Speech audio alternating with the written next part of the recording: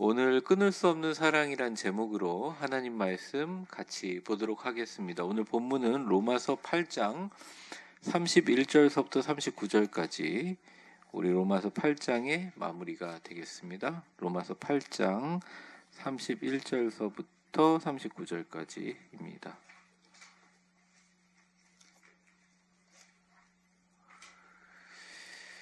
우리 화면을 보면서 같이 한번 읽어볼까요? 로마서 8장 31절에서 39절까지 같이 쭉 화면 보면서 이어서 읽어보겠습니다. 시작. 그런즉 이 일에 대하여 우리가 무슨 말 하리요? 만일 하나님이 우리를 위하시면 누가 우리를 대적하리요?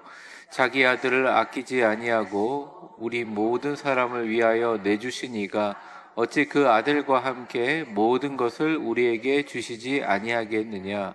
누가 능히 하나님께서 택하신 자들을 고발하리요?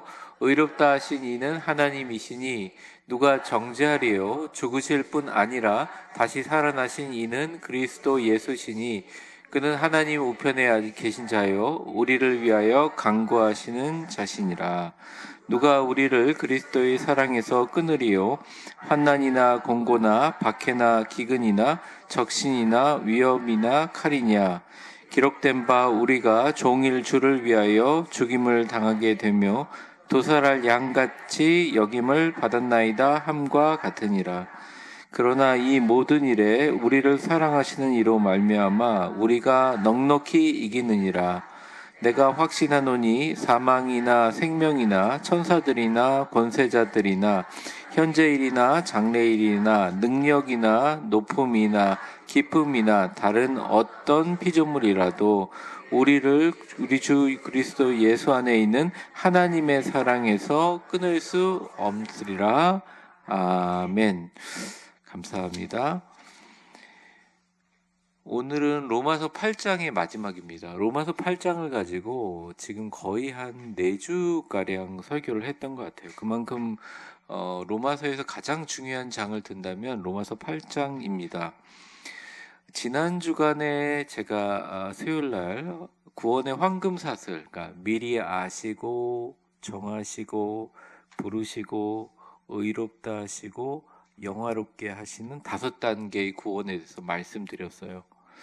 근데 사실 오늘 이 내용은 이거를 제시한 후에 이런 구원의 단계가 우리를 정말 확신과 일련의 승리로 이끈다는 그런 내용입니다.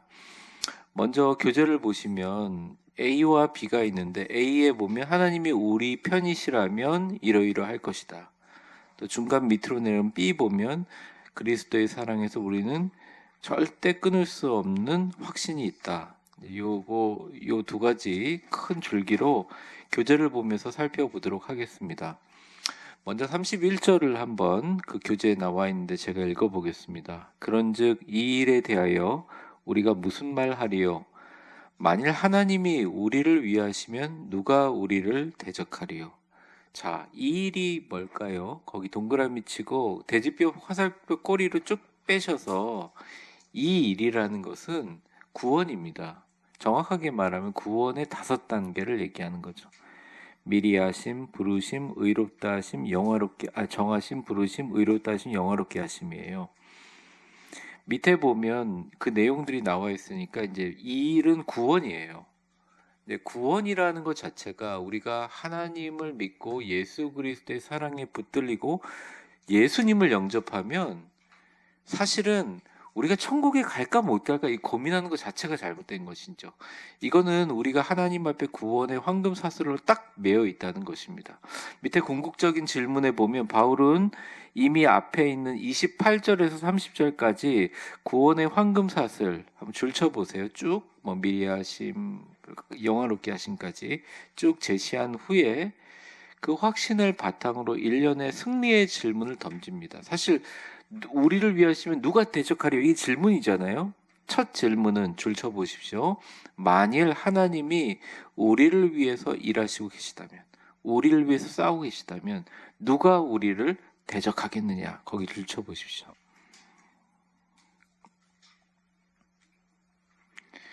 이게 우리라는 말보다 우리를 위한다라는 표현이 굉장히 중요한데 거기 보면 하나님이 우리 편 휘페르라고 돼 있어가지고 멋멋을 위하여 멋머에게 유리하도록 이라는 그 헬로 단어가 있어요. 이런 단어들은 이제 보통 다 법정에서 쓰는 용어입니다. 변호사는 피고를 위하여 피고에 유리하도록 포지션을 취하고 있죠.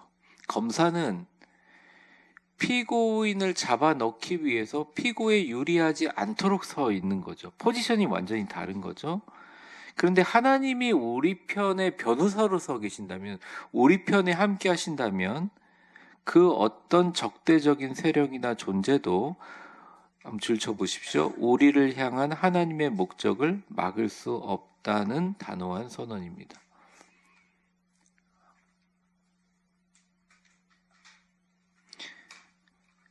그러니까 우리를 위하신다는 게 우리의 뭐 건강도 지켜주시고 우리의 생명도 보존하시고 또 뭐 좋은 것들 많잖아요. 우리를 위해서 좋은 것들을 만들어 주시고 하나님이 그런 일을 하시는데 오늘 이 바울이 말한 뉘앙스는 좀 더 하나님의 목적에 맞는 거예요. 예를 들어 바울은 끝까지 자연사할 때까지 순교 안 하고 살아서도 얼마든지 구원의 역사를 할 수 있었던 사람이에요. 근데 바울이 굳이 그 먼 선교지에서 죽지 않고 지금도 로마 시내에 가면 그 로마 시내에 조금만 가장 중요한 광장 조금만 구석으로 들어가면 바울이 목 잘린 트리폰타네스 지금은 이제 거기 교회고 성당인데 그 장소가 있거든요. 바울을 왜 로마의 가장 중심에 있는 데서 목이 베어서 죽게 만들었을까? 하나님은 바울을 너무 사랑하셨지만 바울의 죽음에는 목적이 있다는 거예요. 당시 전 세계와 문화의 지배자인 로마에 바울이 순교의 피가 떨어져서 로마를 복음화하기 위한 하나님의 뜻이 있었다는 것입니다. 때때로 생각할 때마다 하나님은 참 무서운 분이다 이런 생각이 들 때가 있는데 저도 마찬가지고 여러분도 마찬가지고 하나님이 너무너무 사랑하시고 우리를 위하시지만 하나님이 분명히 우리를 향한 목적을 가지시고 행하실 때는 그 목적을 위해서 그 어떤 것도 방해하지 못하게 만들어 버리세요. 여러분을 향한 하나님의 목적이 무엇인가요? 각자 다 있으리라고 생각합니다. 저도 마찬가지고요.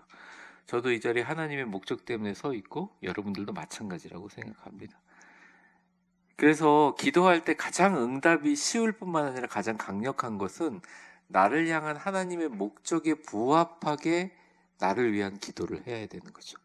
그 자체는 하나님이 그 목적을 위해서 모든 장애물과 막고 있는 모든 것들을 걷어주시기 때문에 가장 강력한 기도의 재료가 되는 것입니다. 우리를 향한 하나님의 목적은 그 어떤 것도 막을 수 없다. 하나님이 우리를 위해서 싸울 때 그 어떤 것도 우리가 하나님께서 받은 목적을 훼손시키지 않도록 우리를 위해서 싸워주신다.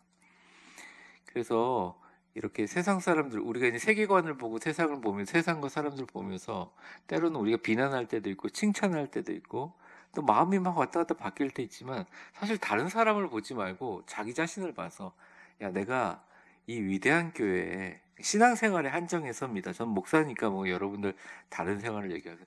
신앙생활에 한정해서 나를 여기 불러가지고 이 자리에 앉혀놓은 이유가 뭔가, 목적이 뭔가. 근데 그동안 신앙생활을 깨달았을 거 아닙니까? 그러면 거기에 충실하게 하나님 내가 이거 쓰임받게 해주십시오. 내가 이거 쓰임받는데 몸이 되게 아파요. 내가 이렇게 쓰임받고 싶은데 이 힘들게 하는 세상과 만약 사람이 있어요. 그런 것들을 신속하게 제거해 주시면서 목적에 복귀하도록 만들어 주시는 하나님이라는 거죠. 성서 원어 연구가 그 밑에 보시면 이제 누가 우리를 대적하리요 할 때 이 대적하다는 헬라어 카타라는 말의 의미를 설명하고 있습니다. 그런데 우리를 무너뜨리는 모든 영적, 육체적 도전을 다 포함하는 말이죠. 이 대적한다는 게 자체가. 근데 이걸 이렇게 이야기한 이유는 반어법으로 누가 우리를 대적한다 이게 아니라 대적할 거야? 이렇게 얘기하는 겁니다. 저희 집에도 영어로 요 구절이 써 있어요. 하나님이 우리를 위해서 일하시면 누가 우리를 대적하려. 제가 이제 지나가자 뭐 이렇게 세탁기 지나가다마다 이렇게 나무 판넬을 걸려 있는 그걸 보면 번쩍 정신이 납니다. 얼마 전 지금도 걸려 있는 그런 구절이 한 두 개가 있어요. 제 방에서 설교 쓰고 딱 문을 열면 바로 저 보라고 사무가 이렇게 갖다 붙여놨어요. 하나님이 우리를 위하시면 누가 우리를 대적하려. 정신이 바짝 나는 거예요. 아, 내가 걱정했던 것들을 다시 한번 재정립한다. 하나님이 목적이 있으니까 저를 세웠고 그 외에는 걱정할 필요 없다. 여러분들이 갖고 있는 하나님을 향한 목적은 무엇입니까? 저는요, 여러분들이 다 너무 귀하다 생각해요. 여기 수요예배 나오시는 분들은 범상치 않은 분들이에요. 솔직히 말하면 너무 감사해요, 진짜로. 예배 오는 것을 감사한다는 것은 아양을 떨기 위함이 아닙니다. 여러분들을 향한 목적이 있다는 거예요. 수요예배 와서 이렇게 기도하잖아요. 또 끝나고 또 같이 교회를 위해서 중보하잖아요. 사실 교회를 움직이는 거는 그런 눈물 흘린 기도, 또 찬송 움직일 수 있다는 겁니다. 그러면 누가 우리를 대적할 거냐 이렇게 자신감 있게 선포했던 근거가 뭐냐? 오늘 가장 중요한 말씀인데 이 교재에 보면 32절입니다. 요건 같이 한번 읽어볼까요? 시작.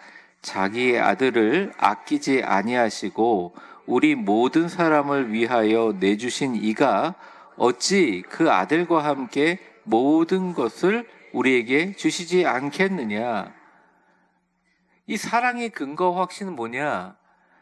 아니, 세상에서 가장 귀한 아들을, 그것도 하나밖에 없는 아들을 주셨는데 예수님보다 덜 귀한 엄청난 돈, 예수님보다 더 귀한 건강, 예수님보다 덜 귀한 세상의 모든 것들은 말할 것도 없이 주신다는 거예요. 어마어마한 믿음이죠. 근데 사실 이 믿음을 우리가 갖고 있는 이 믿음을 받아들이고 이 믿음이 삶 속에서 실현되지 않는 것은 반어법으로 얘기하면 예수님이 그다지 귀하지 않은 겁니다. 우리 삶에. 우리 삶에 예수님보다 귀한 게 너무 많은데 예수님보다 더 귀한 것을 줬다는데 우리 마음이 움직이지 않는 거예요. 근데 예수님이 정말로 귀하다고 생각하면 주님은 나에게 예수님을 주셨는데 이런 마음이 있는 거예요. 이거 안 주겠느냐. 여러분 가장 좋은 것을 여러분들에게 주실 것입니다. 믿으십니까? 아멘이 이러니까 옆 사람에게 한번 축복하겠습니다. 우리 한번 웃으면서 축복해 볼게요. 가장 좋은 것을 꼭 주실 겁니다. 그게 뭐든지 모르겠어요. 저도 잘 모르겠어요. 근데 이런 마음을 갖고 살 때, 우리가 감사를 형상화하면서 시각할 때 늘 우리에게 예수님을 주신 분이 아니 자기 아들을 아끼지 않고 모든 사람에게 그냥 대속물로 십자가에 턱 달아서 죽이시면서까지 내주신 분이 어찌 그 아들과 함께 모든 것을 우리에게 주시지 않겠느냐 그러면서 막 외치는 거예요. 너무너무 초라한 상태에서 로마서를 썼거든요. 바울의 가장 힘들 때 썼거든요. 근데 바울의 사랑의 근거 확신은 그러하다는 것입니다. 밑에 교재를 보시면 제가 읽어볼게요. 사랑의 근거 확신. 바울은 하나님이 우리 편이신 가장 큰 증거로 줄쳐보세요. 예수 그리스도를 내어주신 사건 제시합니다. 십자가죠. 십자가. 가장 귀한 것을 이미 주셨다면 그보다 덜 귀한 것은 말할 것도 없이 주실 것이라는 논리입니다. 작은 것에서 큰 것으로의 논증 방식이고요. 하나님은 우리가 그리스도의 형상을 본받도록 돕는 데 필요한 모든 것을 아낌없이 제공할 것이다. 영적인 통찰을 한번 읽어볼게요. 하나님이서부터 읽겠습니다. 시작. 하나님이 아들을 희생하신 것은 과거의 단회적인 사건이 아니라 줄쳐보세요. 현재와 미래에 대한 영원한 보증. 네, 입니다. 지난주에 제가 말씀드릴 때 예수님이 2000년 전에 우리를 위해서 죽으신 사건이 우리가 살아가는 동안 나는 주님을 영접합니다 해서 끝나버린 게 아니라 죽을 때까지 우리가 계속적으로 영화롭게 하는 과정을 통해서, 의롭게 하는 과정을 통해서, 성화의 과정을 통해서 계속 살아있다고 말씀드렸잖아요. 예수님이 우리를 위해서 죽으신 사건은 현재와 미래에 대한 영원한 보증이라는 거예요. 그래서 밑에 계속 읽어보겠습니다. 이 보증 덕분에 우리는 고난 속에서 모든 필요한 은혜와 도움을 확신할 수 있습니다. 이거는 줄쳐보셔요. 고난 속에서부터 확신까지 줄쳐보십시오. 평소에는요, 신앙생활 하는 거, 좀 쉽지는 않지만, 그래도 감당할 수 있습니다. 근데 제가 참 존경하는 분들이 고난이나 어려움에 있을 때 물러서지 않고 더 기도의 자리로, 더 말씀의 자리로 나아가시는 분들이 참 존경스러워요. 하나님이 그분을 너무 좋아할 거라고 생각합니다. 너무 사랑스러워하고 자랑스러워할 거라고 생각해요. 근데 그게 근거가 있다는 거예요. 모든 고난 속에서 필요한 은혜와 도움은 확신하는데 그게 뭐냐? 먼 곳에서 찾을 것 없이 내 곁에, 그리고 이미 우리를 위해서 죽으셨던 예수 그리스도가 바로 그 확신의 근거라는 것입니다. 33절에서부터 34절 이어서 제가 읽어보겠습니다. 누가 능히 하나님께서 택하신 자들을 고발하리요. 이 누구죠? 하나님께서 택하신 자들이 누구죠? 저와 여러분들입니다. 의롭다 하신 이는 하나님이시니 누가 정죄하리요? 죽으실 뿐 아니라 다시 살아나신 이는 그리스도시니 그는 하나님의 우편에 계신 자요 우리를 위해서 간구하시는 자신이라.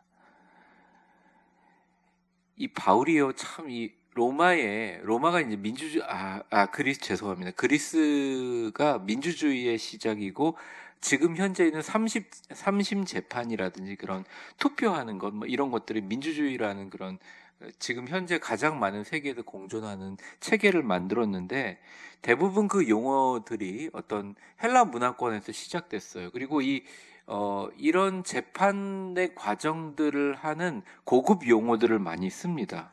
그래서 여기 보면 고발이라는 말도 있고 뭐 무슨 편이요, 의롭다 한다, 뭐 정죄한다, 이런 모든 표현이 재판에서 해당되는 이야기입니다.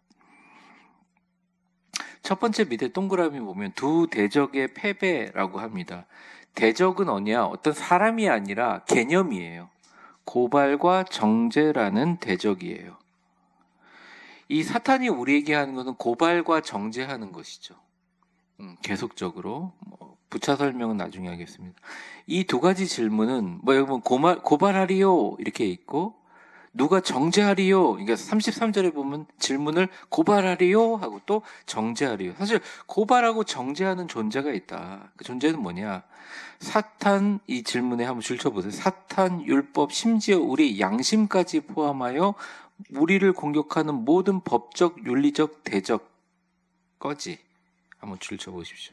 그러니까 이게 우리가 생각할 때 꼭 마귀가 와서 우리를 괴롭히는 것뿐만 아니라 때때로 우리가 하나님이 좋게 쓰라고 주신 양심이 사람을 정말 괴롭혀서 사람을 우울하게 만들고 마음의 병까지 만드는 경우도 있어요. 이게 물론 그 사람이 아주 여리고 순수하고 정말 거울처럼 깨끗한 그런 순진무구한 그런 부분을 존중할 만하지만 때로는 자기가 갖고 있는 양심 때문에 너무너무 고통을 받아가지고 그것 때문에 막 자기가 우울해지고 삶을 너무너무 파괴적으로 살아가는 사람들 많이 봅니다. 정죄도 마찬가지예요.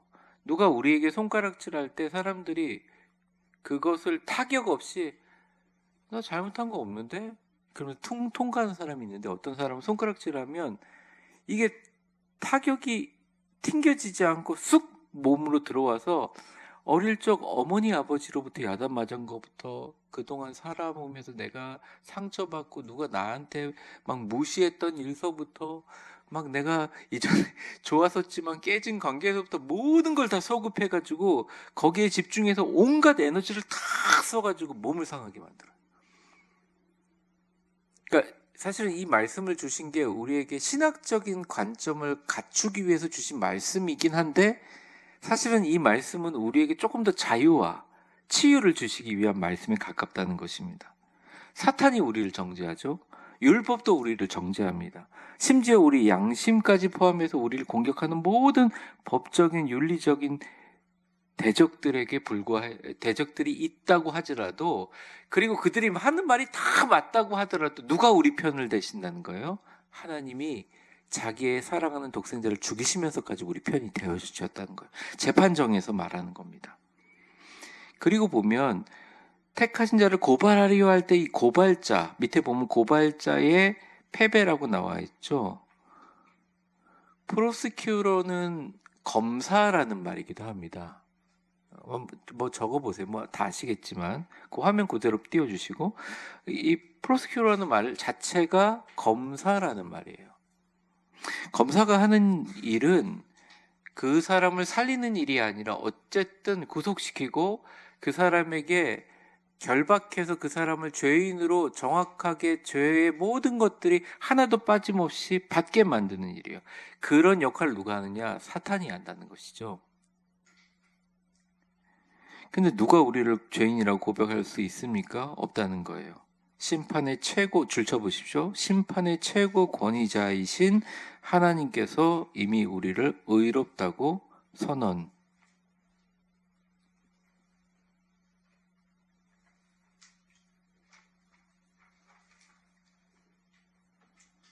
저는 참 다행스럽게도 이렇게 재판정에 서본 적은 없는 것 같습니다. 너무 감사하죠. 그럴 뻔했는데 참 하나님께서 다시는 이 일에 대해서 아예 건드리지도 못하게, 건드리면 큰일 나게 그냥 해결해 주셔서 참 하나님은 살아계시구나 이렇게 많이 느꼈습니다. 근데 이게 고발하는 것 중에 검사의 역할은, 검사가 잘하는 것은 그 사람이 있는 죄도 있지만 없는 죄도 연관된 것까지 다 해서 세우는 거잖아요. 근데 이제 사탄은 그래서 우리의 좋은 면보다 우리가 부족한 면, 우리가 실수한 면을 부각시킵니다. 아, 목사님 그런 거 자꾸 부각시키면 우리가 더 정신 차려서 신앙생활 할 수 있지 않겠습니까? 제가 드리는 말씀 중에 하나가, 참 인간의 감정이나 심리가 묘해요. 처음에 비난받을 때는 아파요. 상처받아요. 근데 계속 비난을 받잖아요. 그리고 막 정죄를 하잖아요. 그럼 독이 생겨요. 그래? 나 망가질 테다. 그러니까 한 번은 굉장히 어려워요. 고민도 있고 걱정도 있는데 계속 정죄되면 자기 자신을 정죄된 사람이라는 프레임 속에 확 집어넣어 버립니다. 그래서 막 타락하고 무너져가는 젊은 사람들에게 그러지 말라고 막 이렇게 얘기를 하면 처음에는 효과가 있지만, 그럼에도 불구하고 오히려 그 사람에게 넌 잘못됐으니까 고쳐야 돼 그럼 이 사람이 고쳐지는 게 아니라 오히려 그래? 내 그럼 아이덴티티는 내가 막 나가는 사람이네. 이제는 아무런 타격을 입지 않아요. 마귀의 정죄도 마찬가지입니다. 마귀가 이렇게 너 예수 믿을 사람 맞아? 너 이래도 돼? 너 이러면서 자격 있어? 막 우리를 정죄해요. 너 그러니까 사람들, 네가 더 잘못한 걸 한번 생각해봐. 네 관계에서 이거 계속 이렇게 괴롭혀요. 그럼 그 시달려서 막 사는 거예요. 막 그때 막 힘들어하고 아파하고 주여 도와주시옵소서 하는데, 사실은 본질은 뭐냐면 그게 하나님으로부터 온 생각이 아니잖아요. 근데 어느 순간 이게 너무 이렇게 괴롭히다 보면 이 마음 상태가 나는 원래 이런 사람인가 보다. 자기의 양심조차 붙들고 있는 것보다 바사삭 부서지게 만듭니다. 그래서 여러분의 마음에 우울한 마음이 들거나 여러분을 무너뜨리는 마음이 들 때 방관하지 마세요. 이 방관하지 말라는 건 막 싸우라는 게 아닙니다. 그렇다고 막 말도 안 돼 웃으면서 가장하면서 털어버리, 그거 다 소용없습니다. 마음에 남아요. 그때마다 생각하세요. 내가 얼마나 귀한 사람인지. 나같이 이런 사람을 위해서 주님이 죽으시고 내가 얼마나 소중히 여김을 받아야 될 사람인지를 생각하세요. 내 자신에게도 얼마나 존중받아야 될 사람인 것을 생각하란 말입니다. 근거는 뭐냐? 하나님이 우리를 위하시고 계시다는 거예요. 바울이 지금 상황이 정말 처참하거든요. 근데 이 사람이 외치듯이 로마의 모든 순교하고 소아시아에 있는 기독교인들에게 외치고 있는 거예요. 누가 고발할 것이냐? 누가 정죄할 것이냐? 우리를 의롭다 하신 분은 하나님이시다. 인상 좀 푸시라고. 마음속에 너무나 아픔과 그게 있지만 그냥 편안하게 하나님, 주여 그냥 내려놓습니다. 주님께서 우리를 이기시고 도와주신다. 그래서 이 고발하는 사람이 패배합니다. 왜? 심판관이 아무리 검사가 그냥 목에 핏대가 나고 해도 의로운데 쾅쾅쾅 끝나버린 거예요. 밑에 보면 34절에 정죄자의 패배라고 나와 있어요. 누가 우리를 유죄라고 선언할 수 있습니까? 줄쳐보세요. 없습니다. 왜냐하면 그리스도 예수께서 죽음에서 부활해 주의 우편에 앉아 계시며 네모칸을 한번 쳐보시죠. 우리의 대언자로서 우리를 위해 끊임없이 간구, 네모칸을 닫아주세요 하고 계시기 때문입니다. 여러분, 여러분이 나를 위해서 기도하는 것 같고 교회를 위해서 기도하는 것 같지만 성령님이 우리에게 하시는 거예요. 그리고 성령님이 하시게 하는 이유는 예수의 영이고 예수님이 우리를 위해서 간구하고 계시기 때문입니다. 지난 일이지만 가끔 이제 너무 힘들 때, 지금 너무 감사해요. 우리 좋은 일들과 행복한 일들이 많아서. 근데 너무 힘들 때 말이죠. 제가 한번 이런 적이 있어요. 제가 설교 때도 한번 언급했지만, 저희 이제 목회하시다가 좀 병이 들어서 돌아가신 아주 제가 어릴 적에 중학교 2학년인가 1학년 때 돌아가신 우리 큰아버지 두 분이 계시거든요. 목사님들. 되게 존경받는 목사님인데, 목회하다 과로해서 돌아가셨어요. 근데 이제 그분들이 하늘에서 기도할 걸 생각하니까 제가 하늘 보면서 아무개 큰아버지 저를 위해서 기도해 주세요 이런 적이 있거든요. 근데 참 신기하게도 그 기도를 하고 나서 집에 들어가면 마음이 편할 뿐만 아니라 그 다음날 진짜 좋은 일이 생겨요. 인생의 위기 순간마다. 근데 어느 순간 제가 딱 깨달아서 내가 뭔가 잘못하고 있구나. 내가 잘못하고 있구나. 옆에 계신 예수님을 불러야지. 큰아버님은 좀 쉬게 해주셔도 될 것 같다. 우리 예수님 불러야겠다. 그런데 진짜 놀라운 일들이 막 일어나는 거예요. 우리를 위해서 하늘의 보좌 우편에 앉아 계시고 우리의 대언자로서 끊임없이 우리를 위해서 간구해 주신다는 것입니다. 영적인 통찰 우리 같이 읽어보고 A번을 마치겠습니다. 우리의 구원은 시작. 우리의 구원은 오직 하나님 아버지의 선언과 예수 그리스도의 중보 사역이라는 두 가지 절대적인 보호장치 아래에 있습니다. 이 땅의 어떤 고발이나 정죄도 하늘 법정의 최종 판결을 뒤집을 수 없습니다. 자, B번으로 바로 넘어가겠습니다. 교재 내용이 많아서 제가 빨리 하겠습니다. 그리스도의 사랑에서 끊을 수 없는 확신입니다. 35절에서부터 39절은 가장 감동적인 구절인데요. 35절 제가 읽어보겠습니다. 누가 우리를 그리스도의 사랑에서 끊으리요? 환난이나 곤고나 박해나 기근이나 적신이나 위험이나 칼이냐 이렇게 얘기합니다. 여기서 7가지가 나오죠. 환난, 곤고, 박해, 기근, 적신, 위험, 칼. 이거 다 누가 당했던 거예요? 바울이 다 당했던 겁니다. 정말 실제로. 언어적인 차이가 있는데요. 시간이 그냥 쉬운, 제가 가끔 봤던 아주 감동적인 1980년대에 실제 있었대요. 나사에서 이제 우주 정거장에서 우주 유영을 한다고 그러죠. 이게 줄 달고 우주 유영을 하면서 정거장 부서진 거 고치고 이런, 우리 영화에도 보셨잖아요. 이런 우주인들이 이렇게 하는데 진짜 갑자기 주 안전선, 이걸 끌고 있는 이런 굵은 선 있잖아요. 그게 툭 풀어진 거예요. 그러면서 그 사람이 우주 공간으로 막, 이제 이 우주 공간은 중력이 없으니까 사람이 막 이렇게 하면서 막 날아가는 순간이죠. 그래서 전부 다 엄청 긴장했다 그럽니다. 그런데 이렇게 날아가다가 툭 걸려가지고 대롱대롱 하다가 쭉 당겨서 살았거든요. 그게 뭐냐면 진짜 실처럼 보이지 않는 우주복에 안전 굵은 선도 있지만 만일의 대비를 거의 쓰지 않는 거래요.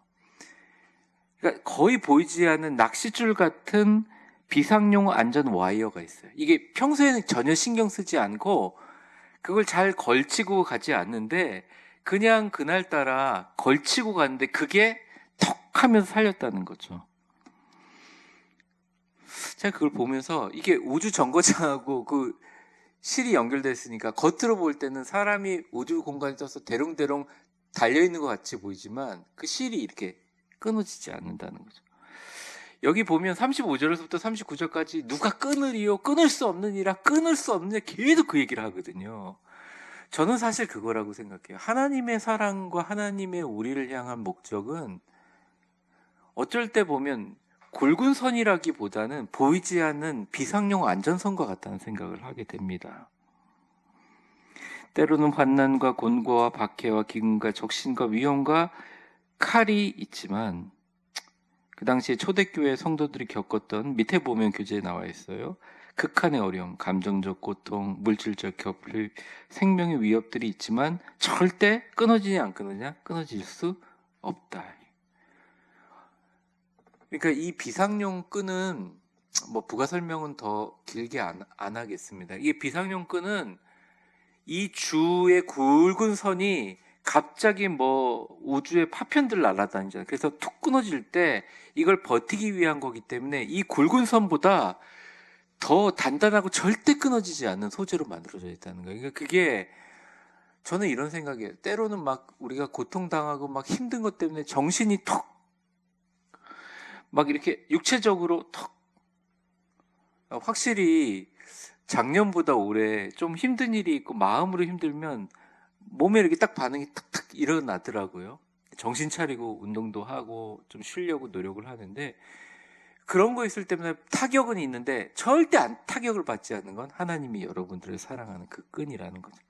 누가 그리스도의 사랑에서 끊을 수 있겠느냐? 없다 이거예요. 우리 모두 그 끈에 연결되어 있다는 것입니다.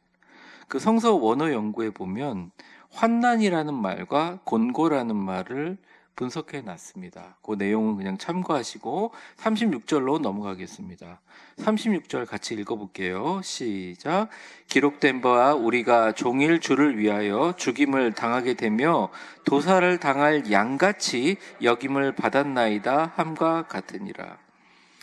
여러분 양 도살 당하는 그 장면들을 보신 적은 없으신데 저는 원치 않았는데 세계 문화기행에서 한번 봤어요. 근데 팔레스타인이 아니라 몽골이더만요. 양을 잡을 때 양을 도살하는 걸 봤어요. 근데 그 장면을 생각하시면서 구약 시대에 하나님께서 양을 번제로 드릴 때 양을 제사장들이 가르고 창자를 꺼내고 포도주로 씻어내고 여기를 깨끗하게 세척한 다음에 여러 가지 향료를 넣고 불에 태워가지고 올리는 그 번제를 생각하게 되면 굳이 도살할 양이라고 쓴 것은 이유라고 생각합니다. 그거는 바로 예수님을 상징하기도 해요. 우리를 위해서 죽으신 예수님. 근데 그 당시에 이 팔레스타인 지방, 여러분 지금도 성지순례나 뭐 터키나 그리스 그 근동 지역에 가면 대부분 소고기나 돼지고기 먹지 않아요. 양고기가 그러니까 정말 쉽게 도살되고 죽임당하는 양처럼 그냥 길거리에서 예수 믿는 사람이라고 황제 숭배에 동조하지 않은 그냥 양 잡듯이 다 잡아버리는 거예요. 그래서 종일 주를 위하여 죽임을 당하게 된다. 24시간. 그리고 도살할 양같이 여김을 받았나이다. 결국 바울도 네로 황제의 법정 판결에 의해서 목배임을 당하고 그 당시에 베드로도 거꾸로 십자가에 달렸죠. 수많은 사람들이 장난처럼 죽음을 당했어요. 제가 가끔 예화로 들기도 하는데 네로가 굉장히 시적이고 광기 어린 사람인데 로마 시내가 너무 어둡다는 로마 골목이 너무 어두워서 치안이 염려된다면서 그리스도인들을 다 장대에 달아가지고 불태워 죽이면서 등불로 쓰기도 했어요. 어마어마한 핍박이죠. 얼마나 걱정이 되겠어요. 근데 그런 것조차도 이길 수 있는 것은 끝까지 하나님이 우리를 사랑하신다는 뜻입니다. 그 밑에 보면 고난의 현실 인정해 보면 시편 44편 22절에 나와 있는 내용들을 인용하는, 여기 곧 도살할 양같이 여김 받았다는 것, 그리스도의 삶이 세상에서 도살할 양처럼 비참하게 여기지는 현실을 솔직히 인정하고 그는 고난을 축소하거나 무시하지 않고 심각성을 있는 대로 그대로 드러낸다는 겁니다. 많은 사람들이 비교 종교학에서 기독교가 위대한 이유가 뭐냐 굉장히 많이 논란이 되고 있는데, 여러분은 뭐라고 생각하십니까? 기독교가 갖고 있는 힘이.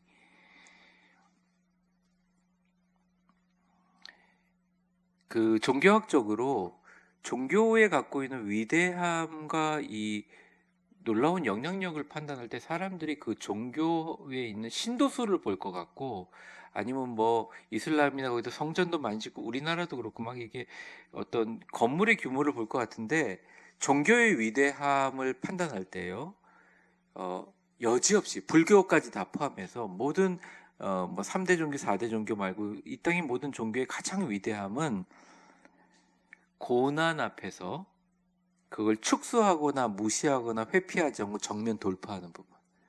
단연 기독교가 최고예요. 그 부분에 대해서는. 지금도 하나님의 복음이 전파되는 곳에는 마땅히 죽임과 고통이 있어요.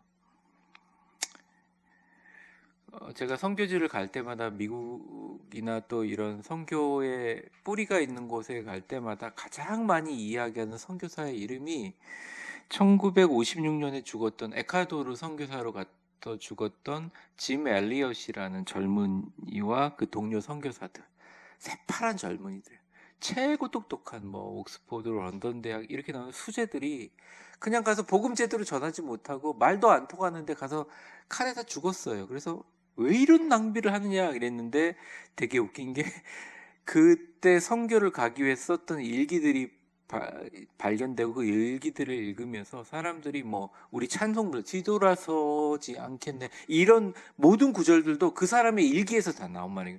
굉장히 신앙적으로 영향을 끼치고, 그게 붐이 불어서요 영국 전체에 정말 뭐 우리나라 말로 전교 1등 하는 사람들, 우리나라 말로 서울대 의대 수석으로 들어가는 사람들, 영국으로 따지면 옥스퍼드, 캠브리지 1등으로 가는 사람들이 누구나 다투어서 선교사가 되고 목사가 됐어요. 그래서 그 시기에 목회자들과 선교사들 그리고 학교를 세웠던 게 어마어마한 영향력을 주고 세계를 지배하던 시기는 영국이. 그러니까 이거 자체가 갖고 있는 어마어마한 힘과 능력이 있었다는 거. 근데 그 일기에 보면 뭐라고 나와 있냐면, 제가 잊을 수 없는 구절이, 영원한 것을 얻기 위해 지상의 것을 버리는 자는 결코 어리석은 자가 아니다 라는 말이 있어요. 죽기 하루 전에 쓴 일기입니다. 그러니까 현실을 인정하는 거죠. 근데 우리 지금 도살할 양같이 여김을 받고 계세요? 아니잖아요. 그렇죠? 근데 하나님의 이 말씀을 들으면서 우리가 생각해야 될 것은, 하나님 제가 도살당하게 해주세요 이렇게 기도하는 사람이 어디 있어요? 절대 그러시면 안 됩니다. 이 말씀이 하는 의미가 있어요. 그만큼 하나님이 우리를 사랑하시면 그 외에는 별 걱정할 게 없다는 거예요. 너무 많이 걱정을 한다는 거예요. 너무 많이 힘들어하는 거예요. 우리 성도님들 보고 제가 한 번도 한 적이 없죠. 자, 우리 교회가 구리시 전체에 있는 구리 시민들에게 모두 다 김치 한 통을 나눠주기 위해서 충청북도서부터 충청남도에 있는 모든 배추를 다 사가지고 우리 교회가 앞으로 100일 동안 김장을 시작합니다. 오겠어요? 벌써 고개를 막 흔드시는 분들 계시죠? 미쳤냐 막 이러면, 우리가 미쳤냐 도대체, 목사님 저럴 수가 있느냐, 우리를 사랑하지 않고 제물로 쓴다 막 이렇게 할 거 아닙니까? 그쵸? 엄청 힘들거든요. 그런 고난이 있는데, 근데 사실 보면요, 어떤 분들은 고민을 할 때 보면 김치 100통을 담그는 것처럼 고민하시더라고요. 하루에 얼굴을 보면 죽을 것 같아요. 아무리 감춰도 숨길 수가 없어요. 그래서 제가 너무 안타까운 거, 건강 상하시면 어떡하지? 오늘 뭐 다른 여러 가지 여러분들에게 안정을 주는 게 있지만, 하나님이 계시면 넉넉히 이기십니다. 믿으십니까? 그 교재 마지막 요번 페이지 마지막에 보면 37절 같이 읽겠습니다. 시작. 그러나 이 모든 일에 우리를 사랑하시는 이로 말미암아 우리가 넉넉히 이기느니라. 다음 장 넘겨보세요. 이 그러나가 보통 그러나가 아니죠. 완전히 절망의 현실을 뒤집어 엎어버리는 단어예요. 고난에 살아남을 정도가 아니라 두 번째 줄 쳐보세요. 넉넉히 이긴다. 휘페르리카오. 압도적으로 충분히 철저히 승리한다. 줄 쳐보십시오. 왜냐? 우리 힘으로 하는 게 아니에요. 그 밑에 줄에 보면 우리를 사랑하시는 이 그리스도로 말미암는 것입니다. 줄 쳐보세요. 우리의 승리는 이미 그리스도의 십자가와 부활로 확보되어 있습니다. 여러분, 예수님이 여러분들 정말 사랑하십니다. 그거 뭐 느끼시면서 기쁨으로 사시는 분도 있지만 힘드신다면 늘 기억하세요. 자, 마지막 38절과 39절 교재에 있습니다. 읽겠습니다. 시작. 내가 확신하노니 사망이나 생명이나 천사들이나 권세자들이나 현재일이나 장래일이나 능력이나 높음이나 깊음이나 다른 어떤 피조물이라도 우리를 우리 주 그리스도 예수 안에 있는 하나님의 사랑에서 끊을 수 없느니라. 또 끊을 수 없다는 얘기 나오죠. 하나님의 사랑에서 끊을 수 없느니라. 그 동그라미를 쫙 쳐보세요. 요거 전체를. 그래서 제가 이 로마서 8장을 읽으면서 야, 진짜 무슨 이 핸드폰 줄, 요즘에 핸드폰 줄 유행하잖아요. 잃어버리지 않게 있는 거. 오늘도 막 어디 갔다 와서 우리 목사님하고 갔다 와서 제가 핸드폰을 교회 본고에다 놓고 내려가지고 연락할 방법이 없어가지고 다시 갖다 주시고 막 이런 일들이 있었는데 깜빡깜빡 요즘에 되게 많이 하거든요. 그러니까 이 줄을 꼭 메고 있어야 되는데 줄을 의식하지 못할 때가 많아요. 그런데 하나님이 우리를 다 줄로 묶어 주신다는 거예요. 여기 보면요, 밑에 보면 사랑의 절대적인 안전보장 이렇게 돼서 뭐 헬라어 페페이스마이라고 돼 있는데 나는 확신한다, 설득된다. 내가 확신하노니 38절에 그렇게 시작하잖아요. 그리고 여기 있는 구절들이 보면 바울이 갖고 있는 그 당시에 이제 생각들을 다 나타냅니다. 첫 번째 그 반가로 1번에 보면 시간과 공간, 사망과 생명은 뭐예요? 존재하는 존재 영역입니다. 이 땅에 존재하는 생명의 영역, 우리가 죽게 되면 다른 차원의 하나님의 나라로 가겠죠. 존재 영역이죠. 그 다음에 현재일, 장래일, 이건 시간의 개념이죠. 높음과 깊음, 공간의 영역과 또 깊음은 영적인 영역이죠. 그리고 영적인 세력을 보면 천사나 권세자나 능력이나 영적 세력, 이게 뭐 진짜 언급할 수 있는 그 어떠한 하나님 외의 피조물이라도 우리 주 그리스도 예수 안에 있는 사랑의 끈에서 이 끈을 딱 끊을 수 있는 어떠한 힘도 없다는 거예요. 제가 에베레스트 산 등정하다가 죽는 사람들에 대한 이제 그런 다큐멘터리 기록에 대한 책이 밀리의 서적에 있어 제가 좀 보는데 거기서 나와 있는 구절 중에 되게 은혜를 받았던 게 뭐냐면 이게 에베레스트 산 등산할 때 이거를 정상까지 올라가는 전문적인 산악인들이 가면 그걸 안 한대요. 그런데 일반인들이 가면 너무 죽기가 쉬우니까 이게 확보줄이라고 합니다. 픽스드 라인이라고 해요. 그래서 이거를 한 사람이 아니라 그 전문가와 모든 사람이 다 탄탄하게 다 맨다는 거예요. 이게 움직임에 방해가 되지 않게. 그래서 전문가가 아니라 때로는 가다가 막 이 체력이 고갈되고 시야가 흐트러져도 그 전문가서부터 모든 사람이 같이 줄에 매여 있기 때문에 어느 정도 영역까지 그 산장까지 올라갈 수 있다는 거예요. 근데 전문가들은 그렇게 매면 높은 코스를 갈 수 없기 때문에 그걸 안 맨다는 겁니다. 그래서 죽는다는 거예요. 왜냐면 움직임에 이게 조금 가동성에 문제가 있으니까. 그런데 이 확보줄을 매는 사람들은 비전문가지만 비전문가들이 전문가 따라가서 에베레스트 등산하거나 죽은 경우가 거의 없다는. 왜? 다 묶여 있으니까. 그러니까 전부 다 모든 사람들 다 그 엄청난 무게를 끌어가지고 끄집어 내릴 만한 그런 것들이 별로 없다는 거죠. 제가 이걸 보면서 그리스도께서 우리를 붙들시고 있는 위대한 교회의 확보줄의 단단함이 있구나. 그 어떤 높음과 그 어떤 깊음과 그 어떤 천사들이나 권세자들의 영적인 마귀들과 세력과 사망과 생명과 현재와 과거 모든 미래를 통틀어서 지금 이 순간 저를 이 자리에 세워주시고 또 이 자리에 나와서 함께 예배에 동참하며 하나님 나라 꿈꾸는 모든 사람들을 어떻게든 연결해 놨겠구나. 불교에서 막 그 인연이라고 하고 끈이라고 얘기하지만 이 진짜 바울의 고백 속에서도 그냥 보이는 거예요. 근데 그 끈에 조그만 균열이 있더라도 아무리 피조물이 끊으려고 해도 어떻게 해요? 끊어낼 수 없다는 것입니다. 결론을 한번 읽어볼게요. 이 모든 것을 포함한 다른 어떤 피조물이라도 하나님의 사랑에서 우리를 끊어낼 수 없습니다. 이 사랑은 우리 주 그리스도 예수 안에 있는 사랑이기 때문입니다.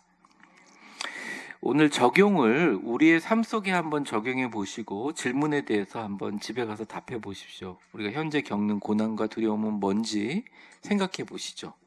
그런데 그게 그리스도의 사랑보다 더 강력할 수 있나? 어떤 피조물도 끊을 수 없는 하나님의 사랑의 확보줄 안에 우리가 영원히 붙들려 있음을 확신하고 감사할 수 있나? 다시 한번 점검하시는 오늘 되시기를 바랍니다. 결론을 읽고 우리 바로 기도하도록 하겠습니다.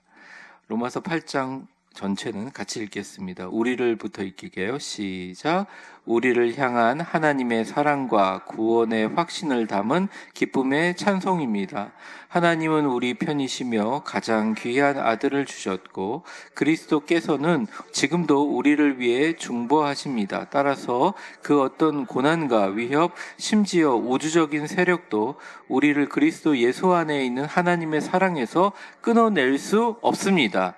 이 놀라운 승리의 선언을 붙들고 두려움 없이 기쁨과 감사로 승리하는 삶을 살아가는 성도들이 되시기를 축원합니다. 여기만 줄 쳐보세요. 두려움 없이, 마지막 줄, 두려움 없이 기쁨과 감사로 승리하는 삶. 기뻐야 해요.